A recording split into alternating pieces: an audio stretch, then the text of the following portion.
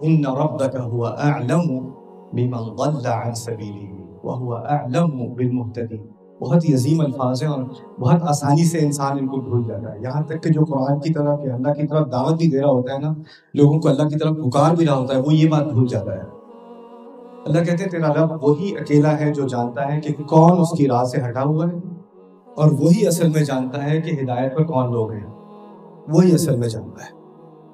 میں کیا دیکھتا ہوں، میں کسی کو دیکھتا ہوں کہ وہ میری طرح سے نماز نہیں پڑھتا، میری طرح سے اس کا لباس نہیں ہے، میری طرح سے اس کی عادتیں نہیں ہیں، میری جو اسلام کی انڈرسٹینڈنگ ہے، جو جہاں تک میں سمجھا اس کی انڈرسٹینڈنگ وہ نہیں ہے. تو میرے نزدیک میں ہدایت پر ہوں اور وہ گمراہ ہے.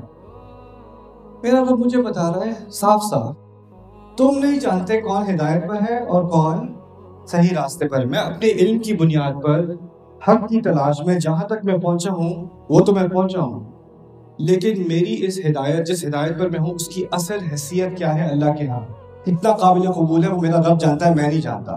میں جہاں تک میں بڑا عالم بھی بن جاؤں، اسپیکر بھی بن جاؤں، میرے منہ پہ مائک لگاؤ، سارے سن رہے ہوں، اس کا مطلب یہ نہیں ہے کہ مجھے زیادہ پتہ ہے، میں ہدایت پر زیادہ ہوں، آپ ہدایت پر کم ہو.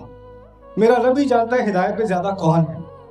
اور میرا رب یہ بھی جانتا ہے کہ کوئی ہندو بھی ہو، کوئی بدھسٹ بھی ہو، کوئی ایتھیسٹ بھی ہو، کہ اس کے دل میں جو ہدایت کا بیج اللہ نے ڈالا ہوا ہے، جو بعد میں جا کے اگے گا، اس کو میرا رب بہتر جانتا ہے، میں نہیں جانتا. میں اپنے مقام پہ کھڑا ہو کے باہر سے لوگوں کو دیکھ کے کہوں یہ گمراہی پر ہے، یہ بھی گمراہی پر ہے، یہ بھی گمراہی پر ہے، یہ بھی گمراہی پر ہے، تو مجھے آسانی سے جج کرنے کا شوق ہو جاتا ہے. اور پھر مجھے یہ ہوتا ہے کہ چلو اللہ کا شکر ہے میں تو ہدایت پر ہوں، باقی سب گمراہی پر ہے. تو ایک عجیب سا کانفیڈنس ہے، خود اعتمادی ہے کہ ہدایت پہ میں ہوں، باقی سب گمراہی پر ہے. اللہ تعالیٰ کہہ رہے ہیں آخر میں آپ بھی ہدایت کے طلبگار ہو جیسے باقی سب ہیں.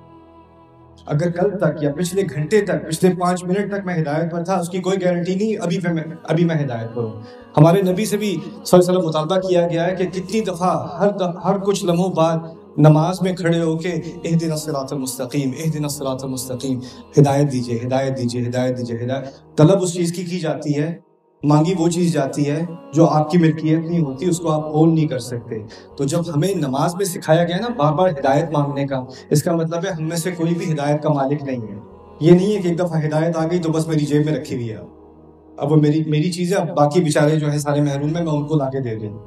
نا نا نا، ان ربک هو اعلم بمن ضل عن سبیلہ وهو اعلم بالمہتدین. وہ بہتر جانتا ہے ہدایت پر کون لوگ ہیں، وہ بہتر جانتا ہے کہ کون اس کی راہ سے ہٹ گیا ہے. اور خطرناک ترین چیز یہ ہوتی ہے کہ جو ایک دفعہ ہدایت پر ہوتا بھی تھا، وہ اپنے اوپر اتنا گھمنڈ کرنے لگتا ہے، اتنا غرور کرنے لگتا ہے کہ میں تو ہدایت پر ہوں، کہ اسی کی وجہ سے اس کے دل میں سے ہدایت نکل جاتی ہے، اس کو پتہ بھی نہیں چلتا.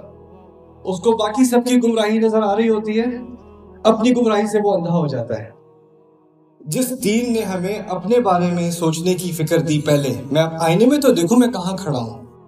اگر اس دین کے ذریعے میں بس باقیوں کو تو دیکھتا رہوں، باقیوں پہ تبصرہ کرتا رہوں، باقیوں پہ میں تنقید کرتا رہوں، اپنے آپ سے اندھا ہو جاؤں، تو پھر یہی سب سے بڑی ٹریجڈی ہے. ان ربک هو اعلم بمن ضل عن سبیلہ وهو اعلم بالمہتدین.